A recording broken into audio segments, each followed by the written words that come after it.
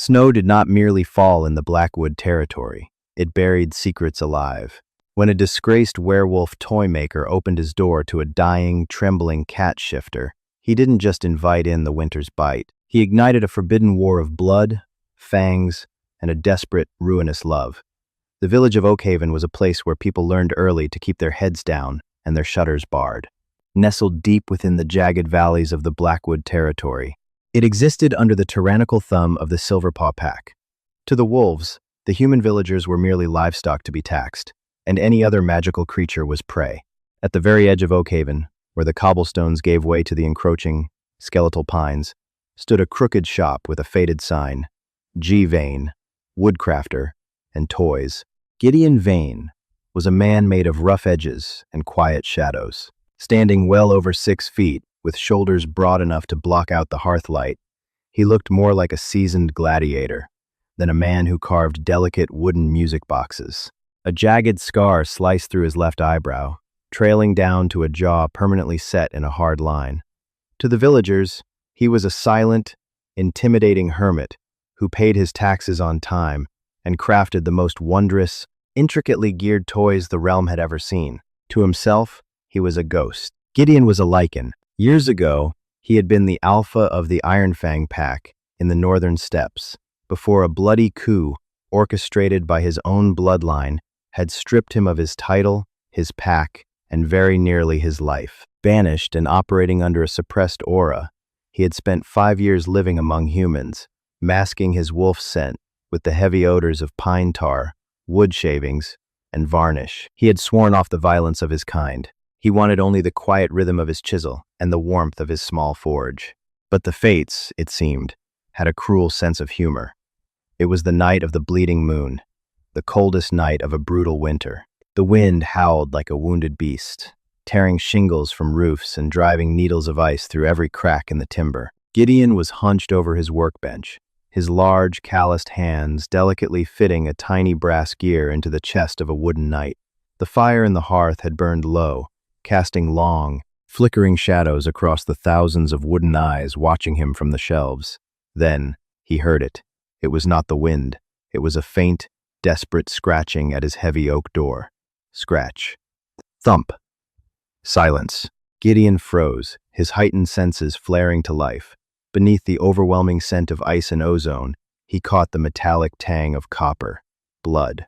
And beneath that, a scent that made his inner wolf bristle with instinctual aggression feline. Slowly, Gideon set down his tools. He crossed the room, his footsteps silent on the floorboards, and unbolted the heavy iron latch. The wind violently pushed the door inward, sending a spray of snow into the shop. Curled on his threshold was a lump of ragged burlap and snow. Gideon grabbed the lantern from the hook and held it out into the storm. The lump shuddered. As the yellow light fell upon it, the burlap slipped, revealing a girl. She could not have been older than 19 or 20, though starvation and abuse had hollowed her cheeks, making her look agonizingly fragile. Her skin was a sickly, translucent blue, marred by dark, angry bruises. But it was what protruded from her matted, snow-caked auburn hair that caught Gideon's breath. 2 triangular, feline ears, pressed flat in sheer terror. A long, slender tail wrapped tightly around her trembling legs.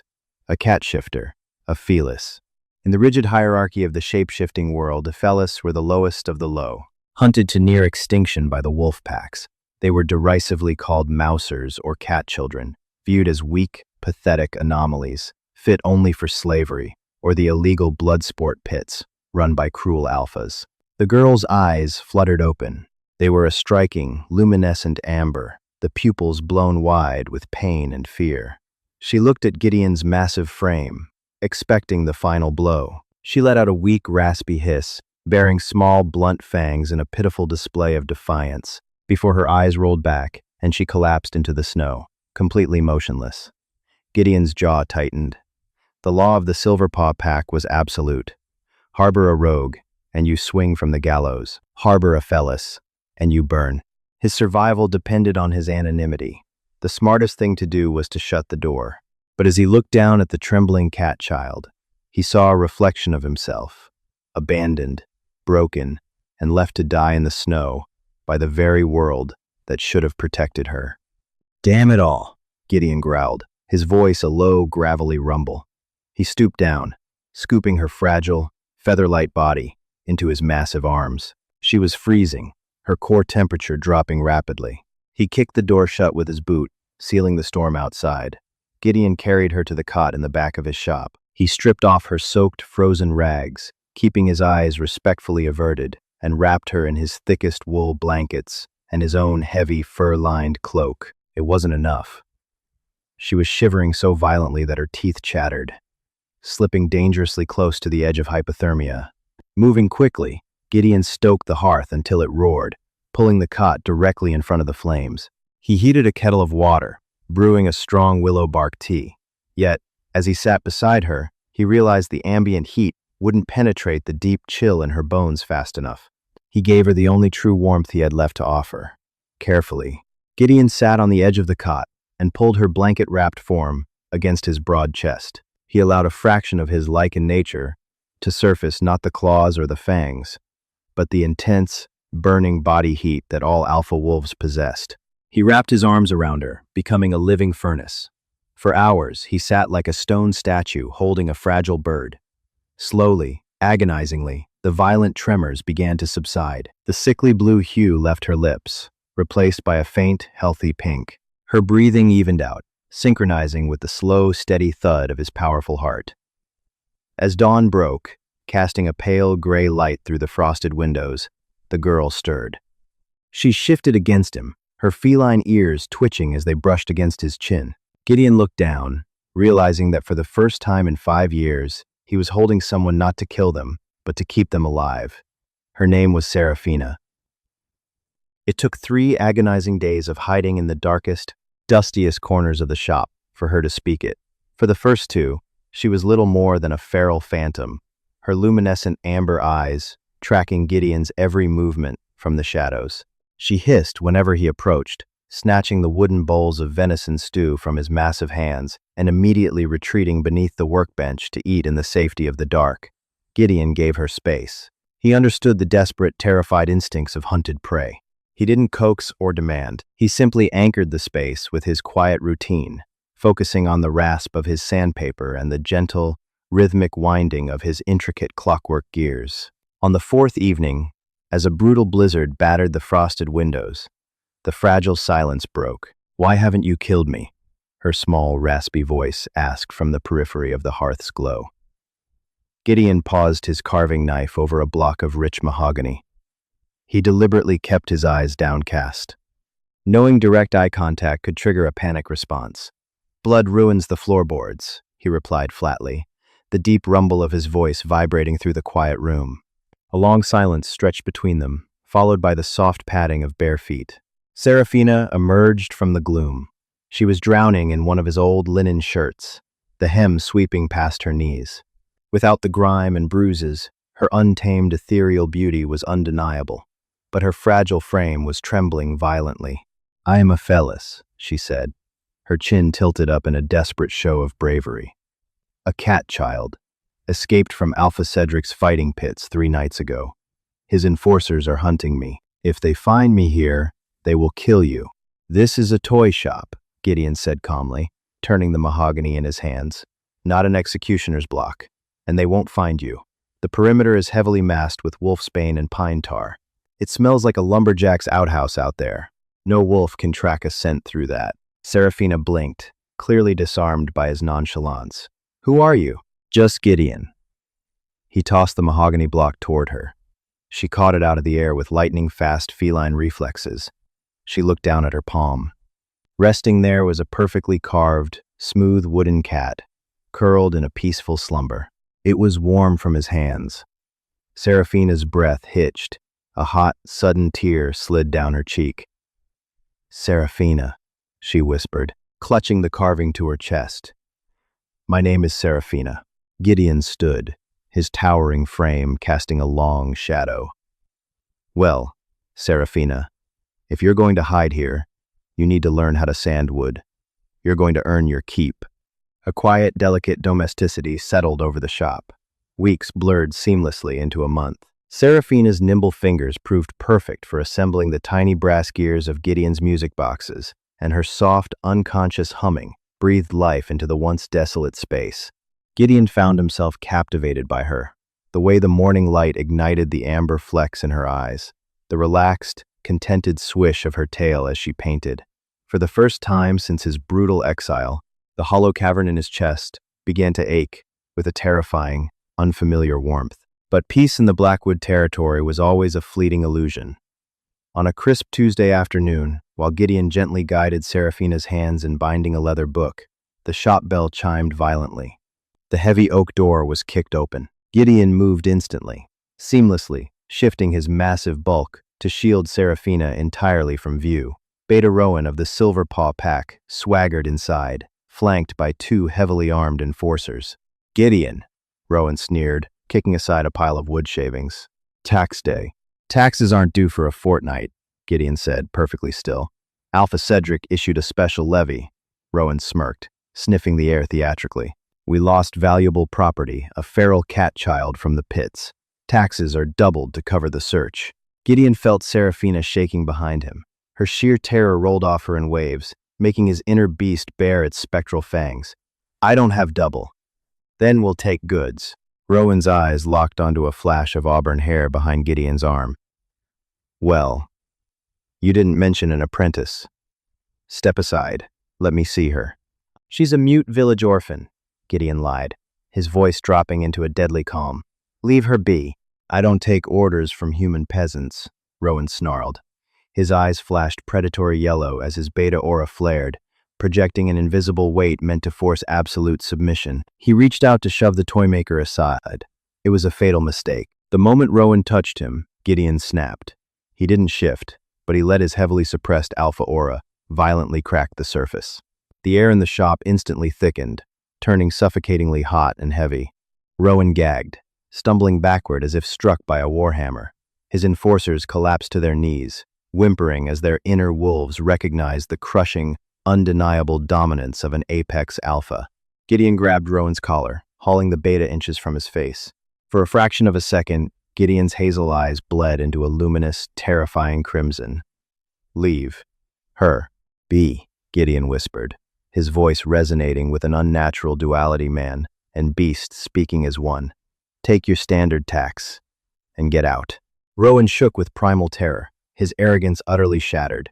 He snatched the coin pouch and scrambled out the door, his men tripping over themselves to escape the crushing pressure. When the door shut, the oppressive weight vanished. Gideon exhaled raggedly, closing his eyes as he fought to shove his beast back into its cage. He had slipped. He had shown too much. A soft hand tentatively touched his back. Seraphina stepped around him, looking up not with fear, but with profound awe. "You're not human," she breathed, stepping flush against his chest. "You're a wolf, an alpha." "I am," Gideon confessed, his voice thick with raw emotion. She didn't run. Instead, she reached up, her delicate fingers tracing the jagged scar over his eye. "You gave me the warmth of your hearth and the protection of your claws." "Why?" "Because," Gideon murmured, leaning his forehead against hers, enveloped in the shared scent of sawdust and wildflowers. A Toymaker knows when he has found something priceless. The revelation of Gideon's true nature did not bring terror. It brought a strange, delicate peace to the dusty toy shop. For the first time in her brutalized life, Seraphina felt an absolute, unshakable safety.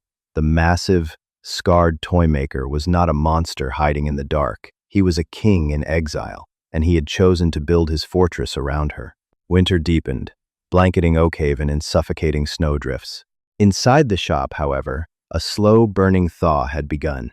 The nights were no longer spent in separate corners. Seraphina had taken to sleeping in the large four-poster bed with Gideon, curling her small, warm body against his broad back. She found comfort in the steady, thundering rhythm of his alpha heart, while Gideon found that the chronic, biting ache of his loneliness vanished the moment her auburn hair brushed his jaw. One evening, while a blizzard raged outside, Gideon showed her the hidden compartment beneath the floorboards.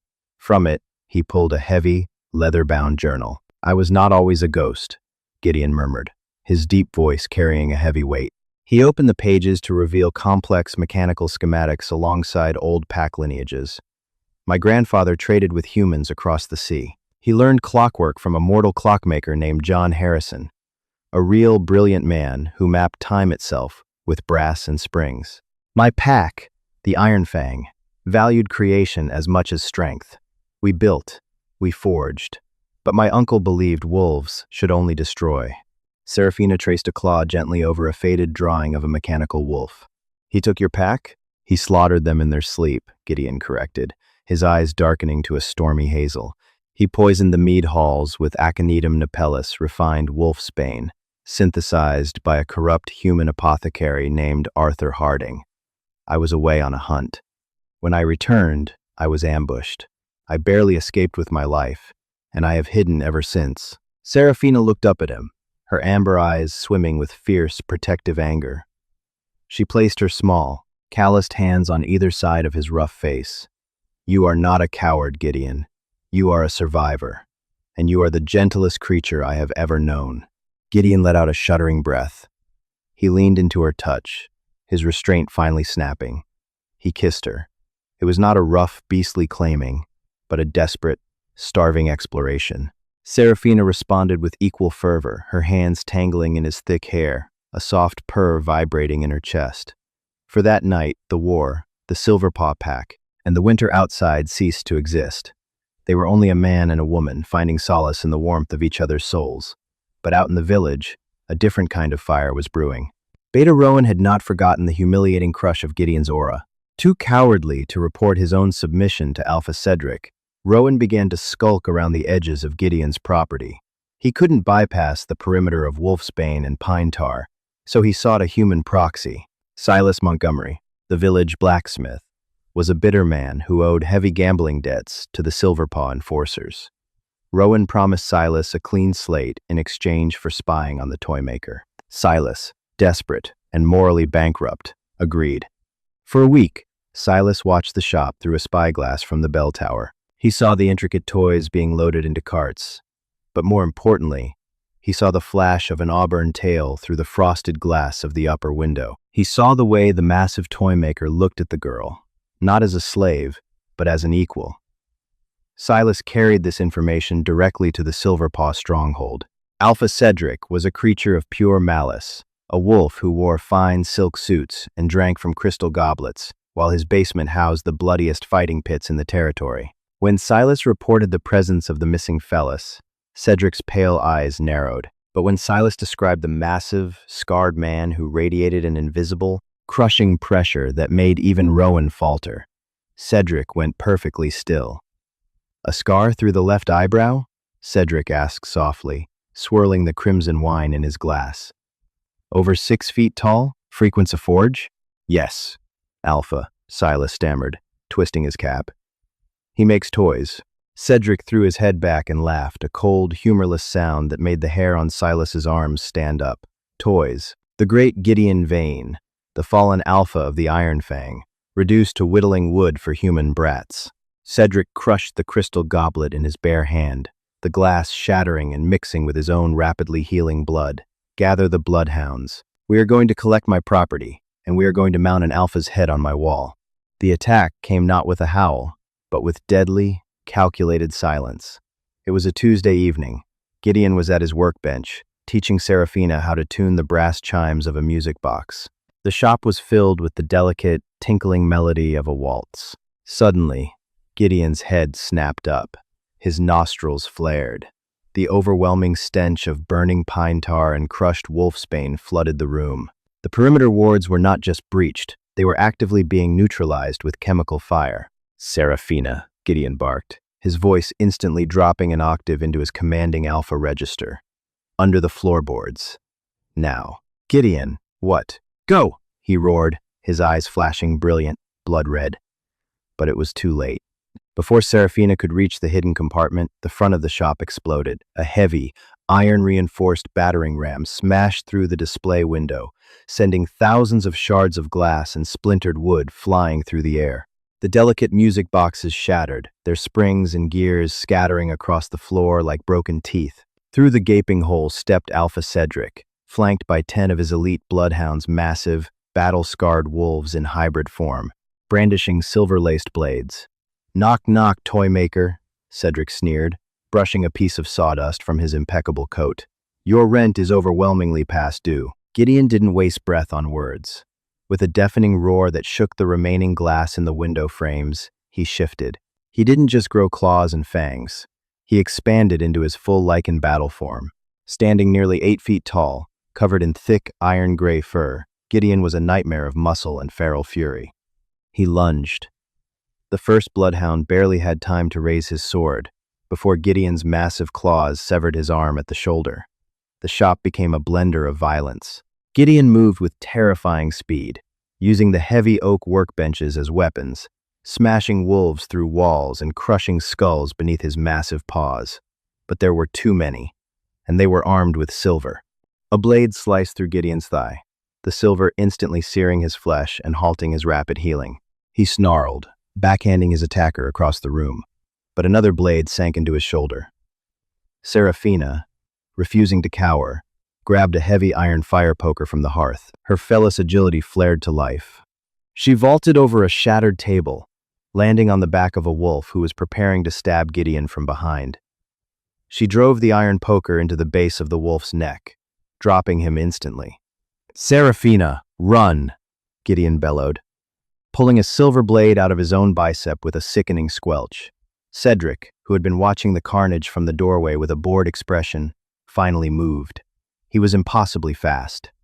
Before Serafina could pivot, Cedric materialized behind her, grabbing her by the throat and lifting her off the ground. "Ah, the little mouser," Cedric cooed, tightening his grip as Serafina clawed desperately at his arm, her legs kicking in the air. "You've caused me a great deal of trouble, pet." "Let her go!" Gideon roared, abandoning the wolves he was fighting and charging blindly towards Cedric. "I think not," Cedric smiled. He raised a hand, and the remaining bloodhounds hurled 3 glass vials at Gideon's feet. The vials shattered, releasing a thick, choking cloud of pure, weaponized aconitum gas. The highly concentrated wolfsbane hit Gideon like a freight train, his lungs seized, his vision blurred into agonizing static. The chemical forced his body to regress, violently ripping him from his lichen form back into a human. Gideon collapsed to the floorboards, choking up dark blood, his muscles twitching uncontrollably. "Did you really think you could hide forever, Gideon?" Cedric mocked, walking over and stepping heavily onto Gideon's shattered shoulder. Gideon let out a guttural groan. "Your uncle sends his regards, by the way. He tipped me off to your general location years ago, but I never imagined you'd reduce yourself to playing with dolls." Cedric looked around the ruined shop, picking up a half-carved wooden cat, the one Gideon had made for Serafina. He crushed it in his fist. "Burn it," Cedric commanded his men. "Burn the shop. Leave him to turn to ash." "No!" Serafina screamed, her voice cracking as she fought Cedric's grip. "Gideon, please!" "I'm taking my property back to the pits," Cedric told Gideon, ignoring her screams. "I'll make sure she dies slowly. Toymaker. Think of that while you burn." The bloodhounds overturned the oil lamps, tossing torches onto the varnished wood and dry sawdust. The shop went up in a ferocious, roaring inferno almost instantly. Cedric dragged a thrashing, sobbing Serafina out into the snow, leaving Gideon bleeding and paralyzed on the floor as the flames licked toward him. The heavy roof beams began to groan, weakened by the fire. Through the smoke and the blinding pain of the wolfsbane, Gideon watched the door close.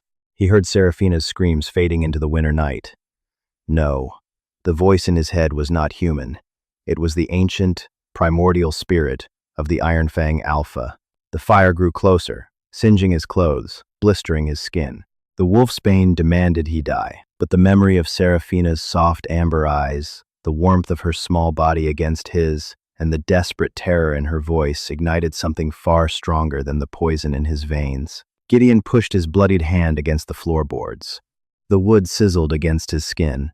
He dragged himself forward, inch by agonizing inch, towards the shattered doorway. The air was a furnace, consuming the oxygen, but Gideon refused to stop breathing. A massive flaming beam collapsed from the ceiling, pinning his legs. Gideon threw his head back and let out a roar that was not just a sound, but a concussive wave of pure, dominant will. The sheer force of his alpha command burned through the wolfsbane in his system. His eyes snapped open, glowing a blinding, terrifying crimson. He did not just shift, he evolved. Driven by a mate's furious grief, Gideon Vane shattered the burning beam on his legs and stood up amidst the inferno, an avatar of vengeance born of smoke and blood. The Toymaker was dead. The alpha of the Iron Fang had returned. The winter forest of Blackwood was usually a place of dead, frozen silence. Tonight, it was a graveyard, waiting to be filled. Alpha Cedric rode comfortably in a reinforced iron carriage drawn by two massive draft horses, sipping from a silver flask. Behind him, chained to the heavy iron axle, Seraphina was forced to stumble through the knee-deep snow. Her bare feet were bruised and bleeding, her thin linen shirt providing no protection against the biting wind. The bloodhounds flanked her, laughing as they occasionally shoved her into the snowdrifts, only to yank her back up by the heavy iron collar fastened around her neck. Seraphina didn't cry. Her tears had dried up the moment she watched Gideon's sanctuary burst into flames. The only thing keeping her moving was a cold, hollow numbness. The Toymaker, the towering, gentle giant who had given her a name and a hearth, was gone. "Keep the pace," Rowan snapped, riding alongside the chained Fellis. He cracked a thick leather whip over her head. If her paws freeze off, Alpha Cedric won't care. She only needs her teeth for the fighting pits. Then, the draft horses stopped abruptly. They reared up, their eyes rolling back in their heads, whinnying in sheer panic. "What is it?"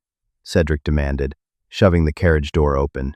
The air had changed. The biting chill of the wind vanished, replaced by an oppressive, suffocating heat that smelled heavily of charred timber and boiling blood. The ambient noises of the forest, the rustling branches, the distant hoot of an owl were abruptly silenced.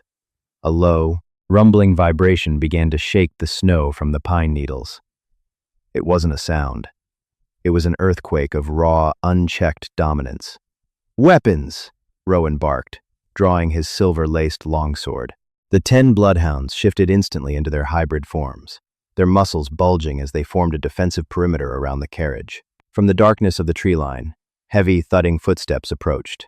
A massive shadow eclipsed the moonlight. He stepped into the clearing, and the bloodhounds involuntarily took a step back. Gideon did not look like a wolf. He looked like a demon forged in a dying star. He stood nearly 9 feet tall, his iron-gray fur singed black by the fire and smoking in the freezing air. His wounds had not just healed, they had calcified into thick, jagged ridges of scar tissue. His eyes were no longer hazel or even the crimson of a standard alpha. They burned with a blinding incandescent white-gold light, the mark of a true Lycan king, an ancient bloodline awakened by ultimate trauma and the threat to a fated mate. "Kill him!" Cedric screamed, his usual aristocratic composure shattering completely. "Tear him apart!" 3 bloodhounds lunged forward, swinging their silver blades. Gideon didn't even bother to dodge. He caught the first silver blade in his bare, massive hand. The metal hissed against his palm, but Gideon felt no pain, only a numb, singular purpose. With a flick of his wrist, he shattered the silver sword like glass. He grabbed the wolf by the throat and hurled him with such concussive force into a nearby oak tree that the trunk snapped in half. The remaining 2 attackers hesitated for a fraction of a second. It was all Gideon needed. He moved with a speed that defied his massive bulk, his claws tearing through their reinforced leather armor as if it were wet parchment. "Seraphina!" Rowan shrieked, panic entirely consuming him. He grabbed the chain attached to her collar, pulling a silver dagger and pressing it to her throat. "Hold him back, or the Mauser dies right now." Gideon froze, his glowing eyes locking onto Rowan. A low, terrifying growl rattled in his massive chest. Seraphina looked at Gideon, standing there like a god of war, covered in ash and the blood of his enemies. He had come for her. He had burned through poison and fire just to reach her. A fierce, sudden heat flared in her own chest, melting the numb despair. She was not a trembling cat child anymore. She was the chosen mate of the Iron Fang. As Rowan's attention was fixed on the towering nightmare in front of him, Seraphina reached into the pocket of her oversized, soot-stained shirt. Her fingers closed around a tiny object, the small brass winding gear of the music box she had been tuning when the attack happened. With Fellis agility, Serafina twisted her body, using the slack in the chain to throw her weight backward. As Rowan stumbled to maintain his balance, Serafina drove the sharp, jagged edges of the brass gear directly into Rowan's eye. Rowan screamed, a bubbling, agonizing wail, dropping the dagger as he clutched his face. Freed from his grip, Serafina hit the snow and rolled underneath the carriage. "Now, Gideon!" she screamed. Gideon unleashed hell. He cleared the distance in a single bound, bypassing the remaining guards and landing directly on the roof of the iron carriage. The metal buckled and collapsed under his weight. Cedric, trapped inside, thrust a silver spear upward through the roof. The spear pierced Gideon's side, but the Alpha didn't even flinch. He reached through the torn metal of the roof, his massive claws locking around Cedric's throat, and ripped the tyrant Alpha straight out of the carriage. Gideon held Cedric suspended in the air. Cedric gasped, clawing weakly at Gideon's massive, unmovable arm. The remaining bloodhounds dropped their weapons, falling to their knees, their inner wolves completely submitting to the crushing aura of the true king. You are a ghost," Cedric choked out, blood spilling from his lips. "No." Gideon's voice was a tectonic rumble, shaking the very air in the clearing. "I am the consequence." With a swift, brutal motion, Gideon snapped Cedric's neck. He tossed the lifeless body of the Silverpaw Alpha into the snow. Silence fell over the Blackwood forest once more. Gideon's massive chest heaved as he turned his glowing eyes toward the carriage. Serafina crawled out from underneath the wreckage, her hands bruised, her breath pluming in the cold air. The terrifying, demonic glow in Gideon's eyes immediately softened back into a warm, familiar hazel. His massive form began to shrink, the thick fur receding, the bones snapping back into place as he violently regressed to his human form. The toll of the wolfsbane, the fire, and the forced evolution finally caught up to him. Gideon took one staggering step toward her before his eyes rolled back, and he collapsed into the blood-stained snow. "Gideon!" Serafina screamed, running to him. She dropped to her knees, pulling his heavy, scarred head into her lap. He was ice cold, his pulse dangerously faint. The fire that had sustained him was gone. "No, no, no," she sobbed, unfastening the heavy fur cloak from one of the kneeling bloodhounds and wrapping it frantically around Gideon's naked, battered body. She pressed her own small body against his chest, trying to infuse him with whatever body heat she had left. "You gave me your warmth," Serafina whispered fiercely into his ear, her tears freezing on his cheek. "You don't get to leave me in the cold. Wake up, Toymaker. Wake up." The healing took time. For 2 weeks, Gideon lay in a feverish coma in the lavish master bedroom of the Silverpaw stronghold, a stronghold that had surrendered unconditionally the moment the surviving bloodhounds carried the unconscious Ironfang King and his Fellis mate through the gates. When Gideon finally opened his eyes, the first thing he saw was the morning sun streaming through large glass windows, and the second was Serafina. She was asleep in a chair pulled close to his bed, her hand tightly gripping his. She was no longer wearing soot-stained rags, but a beautiful gown of deep emerald velvet. Gideon squeezed her hand. Serafina gasped, her amber eyes flying open. When she saw him looking at her, a tired, soft smile spread across his rough face. She didn't say a word. She just climbed into the bed and buried her face in his neck, her purr a deep, vibrating engine of pure relief. The winter eventually broke, giving way to a lush, vibrant spring in the Blackwood territory. Things changed rapidly under Gideon's rule. The cruel taxes were abolished. The illegal fighting pits were dismantled, and the captive Fellis and rogue wolves were freed, offered sanctuary and a place within the newly reformed Ironfang pack. At first, the traditionalist wolves balked at the idea of bowing to a cat shifter, but anyone who saw the way Luna Serafina carried herself with sharp intelligence, unwavering compassion, and a fiercely protective spirit quickly learned respect. Furthermore, none dared question the towering, scarred Alpha who watched her with absolute devotion. They did not stay in Cedric's cold stone fortress. Gideon ordered the construction of a new home where his old shop used to stand. It was a sprawling, beautiful estate of warm mahogany and bright windows. Inside, the great hall was a masterpiece of woodwork. Gideon had commissioned master craftsmen, utilizing the legendary, intricate carving techniques of Grinling Gibbons to adorn the walls with cascading wooden vines, flowers, and animals. And in the center of the hall, resting on a pedestal of polished obsidian, was a newly carved, flawless wooden music box. It was a quiet Tuesday evening. The pack was resting, and the estate was peaceful. Gideon sat by the large hearth, a piece of soft pine in his hands, his carving knife moving with rhythmic, practiced ease. Seraphina sat on the rug, leaning back against his legs, reading a leather-bound book, her tail swishing lazily back and forth. "You know," Seraphina said softly, looking up at him, "Silas the blacksmith came to the gates today. He begged for forgiveness for betraying you to Cedric. He offered to work the forge for free for 5 years to pay his debt."